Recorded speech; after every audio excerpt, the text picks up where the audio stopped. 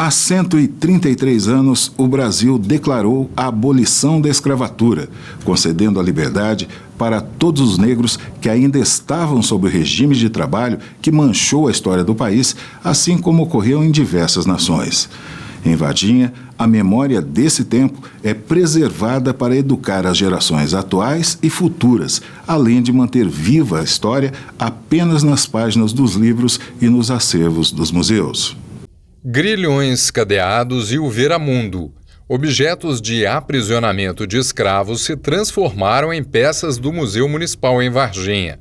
O professor e historiador Milton Tavares teve seu tio tataravô, Major Mateus Tavares, cafeicultor e ex-prefeito da cidade, como um grande possuidor de escravos em sua fazenda no município de Varginha. Professor Milton relembra que pessoas negras capturadas na África eram vendidas como simples mercadorias no Brasil e que durante a escravidão sofriam, sim, punições dolorosas. A escravidão racial que Portugal implementou a partir do final do século XV, quando ele chegou na África e ele encontrou todo um continente de negros, foi uma das piores manchas da humanidade.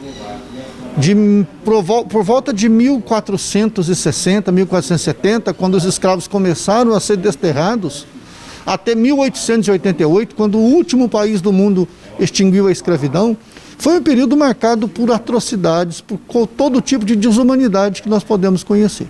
Foi o pior período da história da humanidade, sem sombra de dúvidas. Passado mais de 200 anos do período da escravidão, hoje, onde fica o Colégio dos Santos Anjos, em meados dos anos 1800, ocorria a comercialização de escravos negros em Varginha, dentro de um curral, num formato desumano. 1872 foi o último levantamento que foi feito em Varginha.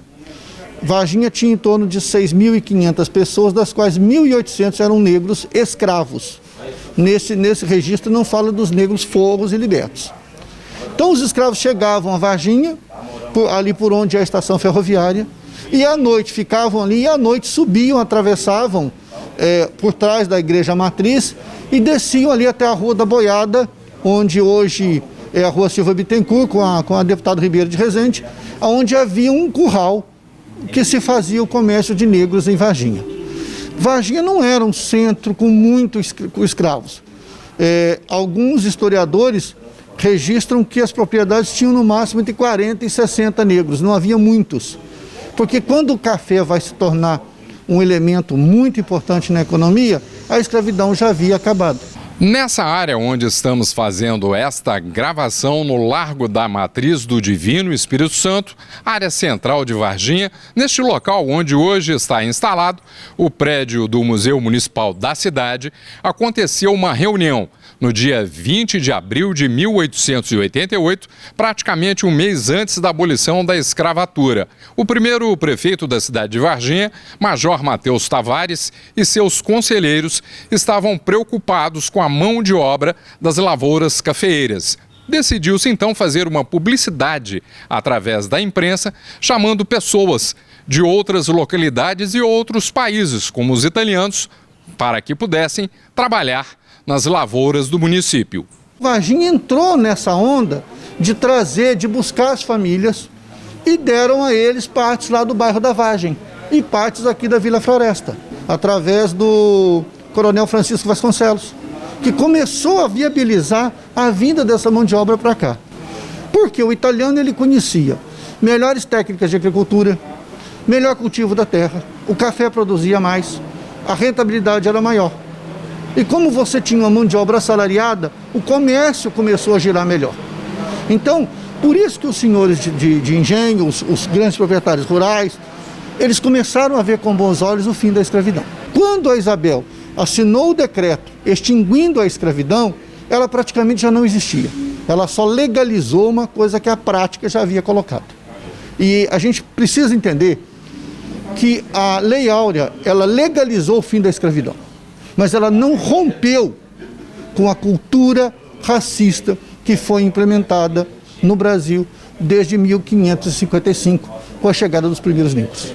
Professor Milton ressalta que a grande lição que fica da escravidão é que não há diferença entre povos e que o mundo será um lugar melhor só quando o preconceito e a discriminação racial não existirem mais. Hoje, nós temos que combater qualquer tipo de racismo, qualquer tipo de discriminação. E hoje, 200 mil pessoas no mundo ainda são traficadas como escravos, crianças e mulheres. E nós estamos vendo um crescente registro de casos de denúncias de racismo, injúria racial. Então nós precisamos entender que nós somos iguais. Não é possível ser cristão e ser racista. A Gênese bíblica fala lá, do pó vieste ao pó voltarás. Então nós temos que entender essa igualdade e extinguir de uma vez qualquer forma de segregação racial.